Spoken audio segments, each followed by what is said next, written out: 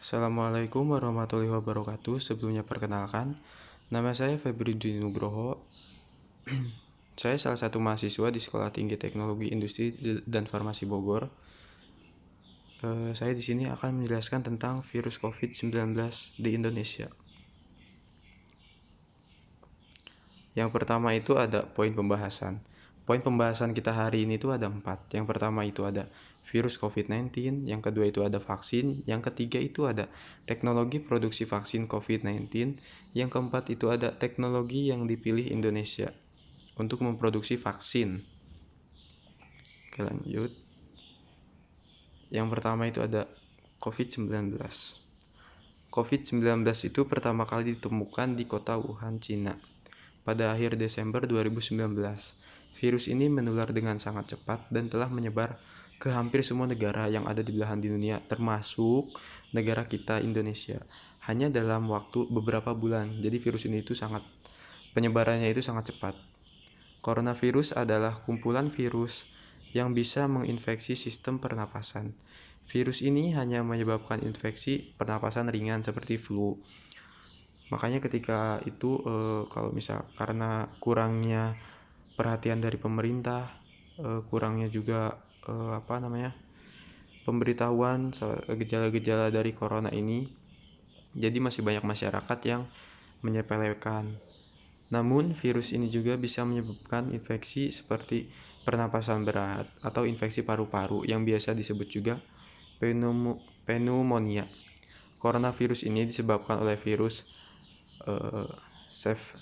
Severe Acute Respiratory Syndrome Coronavirus 2 atau biasa disebut SARS-CoV-2. Lanjut. Bentuk virus itu ada 3, teman-teman. Yang pertama itu ada beberapa jenis bersifat poliomorfik. Yang kedua itu ada diameter rata-rata partikel virus sekitar 125 nanometer. Yang ketiga itu virus COVID-19 berukuran besar dan berbentuk bola runcing seperti paku. Cara penyebaran virus itu yang sudah diketahui itu ada 3 cara. Yang pertama itu ada melalui droplet, yang kedua itu melalui udara, yang ketiga itu melalui permukaan yang terkontaminasi.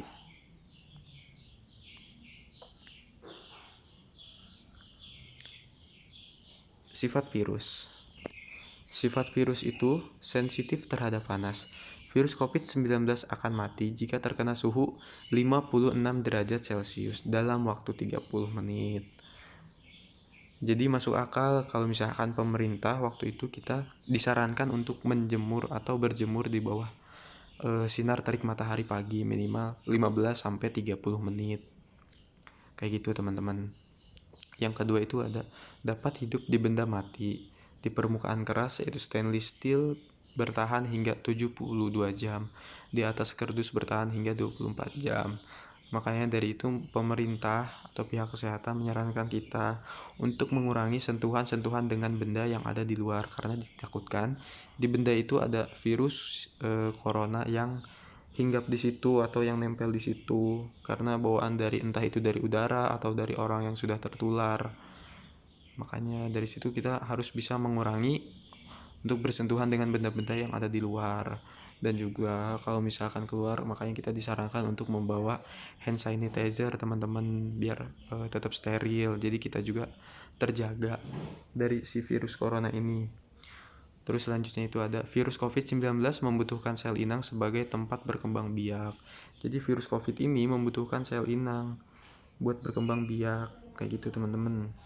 Yang keempat itu ada penularan virus COVID-19 tidak mengenal suhu, dapat terjadi di wilayah dingin hingga tropis. Jadi teman-teman, kalaupun misalkan di daerah teman-teman itu suhunya dingin atau suhunya tropis, jangan beranggapan kalau misalkan si virus corona ini dia nggak akan bisa menjangkau atau menyebarkan infeksinya ke daerah kita karena daerah kita itu dingin hingga tropis. Karena di sini dibuktikan di penjelasannya itu virus corona itu tidak mengenal wilayah dan suhu. Kayak gitu, teman-teman. Jadi harus stay safe buat teman-teman semua. Selanjutnya itu ada pengertian vaksin. Teman-teman, vaksin adalah bahan antigenik yang digunakan untuk menghasilkan kekebalan terhadap suatu penyakit. Vaksin biasanya mengandung agen yang menyerupai mikroorganisme penyebab penyakit dan sering dibuat dari mikroba yang dilemahkan atau mati dari toksinnya atau dari salah satu protein permukaannya. Oke, lanjut. Nah, ini contoh kondisi mungkin bisa digambarkan dunia saat ini ya teman-teman. Dunia saat ini sedang ya murung lah gitu karena adanya salah satu si virus yang sangat menjengkelkan ini teman-teman, kayak gitu. Terus selanjutnya itu ada mekanisme kerja vaksin. Seperti apakah cara kerja vaksin dalam tubuh? Dokter penyakit dalam dan vaksinologi Dirga Sakti Rambe menjelaskan bahwa ketika vaksin disuntikan, maka tubuh akan mengenali virus sehingga membentuk kekebalan yang dikenal sebagai antibodi. Jadi kalau misalkan kita disuntik vaksin, teman-teman, itu istilahnya tubuh kita itu kenalan gitu, ta'aruf sama si vaksinnya ini, biar nanti nggak kaget gitu kalau misalkan sewaktu-waktu kita terjangkit atau ketemu sama si virus ini, kayak gitu. Antibodi tersebut berfungsi untuk melawan virus spesifik yang masuk ke dalam tubuh dan telah dikenali sebelumnya. Jadi karena tubuh kita ini udah kenal sama si virus itu, tubuh kita ini nggak akan kaget, jadi bisa ngelawan si virus itu gitu loh dengan antibodi yang udah dibentuk mirip seperti virus si COVID ini. Namun jika tak pernah mendapatkan vaksinasi, maka seseorang akan sakit terlebih dahulu baru membentuk kekebalan. Jadi kalau misalkan orangnya itu belum divaksin, dia itu bakalan ngalamin sakit dulu, ngalamin gejala-gejalanya dulu. Kalau misalkan udah ngalamin gejala-gejalanya dulu, kalau misalkan dia selamat, nah tubuh dia itu bakalan kebal, bakalan lebih kebal gitu, lebih keras dari kalau misalkan kejangkit sama si virus corona lagi, kayak gitu. Oke, lanjut. Teknologi produksi vaksin COVID-19. Sejauh ini yang diketahui itu ada 6. Yang pertama itu vaksin hidup yang dilemahkan, yang kedua itu vaksin inaktif, yang ketiga itu ada vaksin berbasis DNA, yang keempat itu ada vaksin subunit, yang kelima itu ada vaksin berbasis vektor virus, yang keenam itu ada vaksin berbasis RNA. Kayak gitu teman-teman. Untuk penjelasannya, mungkin teman-teman di sini ada yang udah tahu ya beberapa penjelasan dari teknologi produksi vaksin COVID-19 ini. Oke, mungkin saya akan menjelaskan beberapa teknologi dari produksi vaksin ini. Yang pertama itu tadi disebutkan ada vaksin inaktif. Vaksin inaktif berisi agen infeksi yang telah diinaktivasi dengan pengertian mikroorganisme tersebut telah dimatikan, namun masih bersifat imunogenik atau mampu menggertak pembentukan antibodi, kayak gitu teman-teman. Yang selanjutnya itu ada vaksin yang dilemahkan. Vaksin yang dilemahkan adalah vaksin yang dibuat dengan mengurangi virulensi suatu patogen. Vaksin yang dilemahkan umumnya dibuat dengan menggunakan virus yang direkayasa secara genetik sehingga mereka tidak mampu menginfeksi secara efektif. Jadi kayak gitu teman-teman. Mereka akan tumbuh dalam tubuh penerima vaksin, tetapi tidak akan menyebabkan sakit atau hanya sakit ringan karena sudah dilemahkan.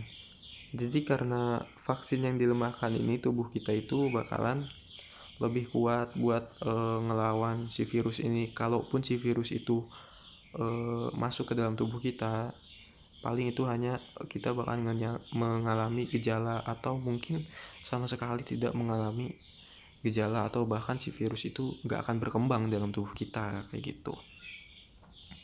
Selanjutnya itu ada vaksin subunit. Vaksin subunit seperti vaksin inaktivasi sel utuh tidak mengandung komponen patogen hidup. Vaksin subunit hanya mengandung sebagian dari komponen patogen.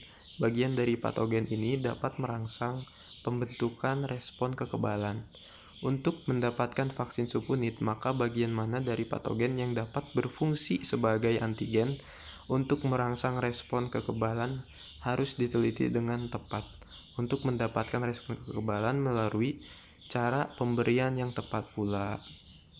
Jadi kalau misalkan kita mau ngasih vaksin pada seseorang itu jangan kita asal ngasih aja. Jadi harus tetap diawasi sama tenaga ahlinya biar kita nggak salah-salah ngasih vaksin. Niatnya mau ngasih vaksin biar lebih bagus, biar lebih kuat sel antibodinya, tapi karena cara kitanya yang salah, malah si vaksin itu jadi bumerang sendiri buat kita kayak gitu. Jadi harus tetap hati-hati teman-teman buat yang mau vaksin kayak gitu. Vaksin berbasis vektor virus. Vektor virus adalah virus yang telah dimodifikasi sehingga tidak mampu bereplikasi namun dapat membawa materi genetik ke dalam sel. Vaksin vektor membantu mencegah penyakit menular dengan menimbulkan respon humoral. Kayak gitu teman-teman kurang lebihnya.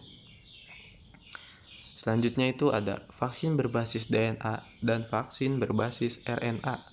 Yang pertama itu vaksin berbasis DNA. Saat ini perkembangan vaksin DNA masih dalam tahap penelitian dan uji klinik vaksin DNA. Mulai berkembang sejalan dengan kemajuan di bidang imunologi dan biologi molekuler. Vaksin DNA merupakan pendekatan baru dalam vaksinasi dengan menggunakan satu atau lebih gen yang menjadi protein dari suatu patogen. Yang kedua itu ada vaksin berbasis RNA. Vaksin berbasis RNA memiliki kecepatan dalam memperoleh urutan data patogen dan tidak membutuhkan kultur, sehingga dapat diproduksi dengan cepat. Vaksin ini berpotensi tinggi menghasilkan imunoglobulin penetral antivirus yang kuat dengan hanya 1 atau 2 imunisasi dosis rendah. Jadi vaksin RNA ini bisa dibilang vaksin yang berbasis sangat efektif gitu ya teman-teman. Karena di sini dia kecepatan memperoleh urutan data patogennya itu sangat cepat gitu loh. Diproduksinya juga cepat gitu loh. Jadi nggak harus dikultur dengan lama gitu. Jadi bisa langsung cepat menyebar ke seluruh masyarakat yang membutuhkan, termasuk kita, termasuk saya juga. Lanjut. Teknologi yang dipilih Indonesia dalam produksi pertama vaksin COVID-19. Jadi teman-teman, negara kita ini memilih dengan 2 cara teknologi. Yang pertama itu ada vaksin Sinovac, yang kedua itu ada vaksin merah putih. Yang pertama itu ada pengembangan vaksin Sinovac. Pengembangan uji klinis vaksin Sinovac di Indonesia dilakukan atas kerjasama Bio Farma dan BPOM. Berarti sangat-sangat serius ya teman-teman, karena sudah melibatkan bisa dibilang 2 institusi ya. Yang satu institusi itu dari farmasi Bio Farma dan BPOM untuk menjamin kualitas vaksin COVID.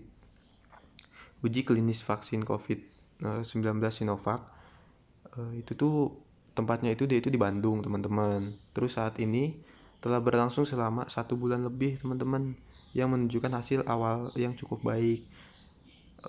Selama ini berarti perkembangan vaksin di Indonesia itu sudah cukup baik ya teman-teman.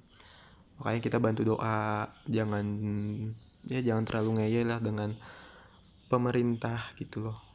Untuk saat ini kita turuti dulu, harus mengikuti anjuran pemerintah, mengikuti protokol kesehatan agar kita bisa membantu melawan si vaksin COVID-19 yang menjengkelkan ini teman-teman. Vaksin merah putih yang selanjutnya itu virus corona COVID-19 hasil pengembangan lembaga biomolekuler Eijkman ditargetkan rampung pada pertengahan 2021 teman-teman. Berarti sekitar 6-7 bulan lagi lah. Ya semoga kita kuat teman-teman. Vaksin bernama merah putih ini dikembangkan Eijkman menggunakan strain virus corona yang ada di Indonesia. Pengembangan vaksin merah putih oleh Eijkman kini sudah separuh jalan. Setelah Eijkman mendapatkan bibit vaksin dari hasil penelitiannya, maka akan segera diserahkan ke PT Bio Farma untuk diuji klinis 3 kali teman-teman. Jadi Bisa dibilang vaksin merah putih ini mungkin bahasa ringannya vaksin lokal ya teman-teman, karena bibit dan pengembangannya itu dilakukan di Indonesia, di negara kita sendiri gitu loh. Terus kenapa di sini uji klinisnya 3 kali? Karena itu tuh biar sebelum diedarkan ke masyarakat, si pengembang vaksin ini tuh dia harus memastikan benar-benar kalau misalkan si vaksin itu benar-benar efektif dan juga aman untuk masyarakat gitu loh. Gitu teman-teman. Oke lanjut, alasan pemilihan metode.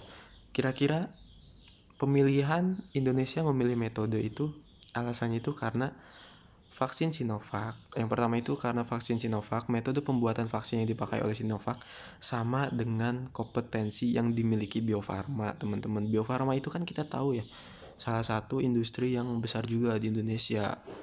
Jadi Bio Farma dipercaya gitu buat memproduksi vaksin kayak gitu. Merger sih teman-teman, jadi kerjasama dia nggak bisa sendiri juga kan. Pengembangan vaksin Sinovac lebih cepat dibandingkan vaksin lainnya tuh teman-teman, karena vaksin Sinovac pengembangannya itu cepat, terus juga kan masyarakat di Indonesia itu kan ada ratusan juta mungkin ya yang membutuhkan. Jadi biar cepat semuanya terbagi rata, dipilihlah metode vaksin Sinovac ini teman-teman kayak gitu. Terus yang kedua itu ada vaksin merah putih. Bibit vaksinnya dikembangkan di dalam negeri teman-teman. Kenapa dikembangkan? Pantas aja ya teman-teman, Indonesia memilih vaksin merah putih karena itu tuh biar bibitnya itu nggak susah-susah gitu loh, nggak susah-susah harus nyari keluar lah, apa-apa keluar lah, keluar negeri lah.